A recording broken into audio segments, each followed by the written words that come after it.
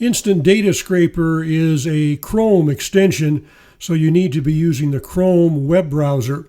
So you would go to Google and search for the Chrome Web Store, and then when you go to the Chrome Web Store, you want to search for Instant Data Scraper extension and click on that, and then install. Mine says remove from Chrome because I've already installed it.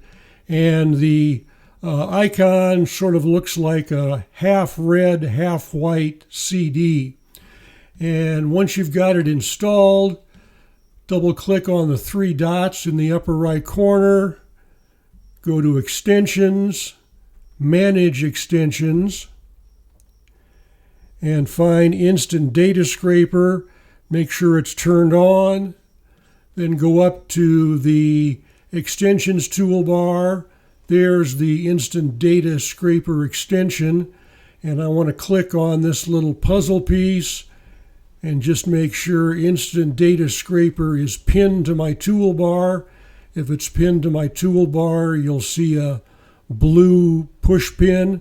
If I click on it, now I see a white push pin, and Instant Data Scraper is not pinned to my toolbar. So I want to click it and make sure Instant Data Scraper is pinned to my toolbar.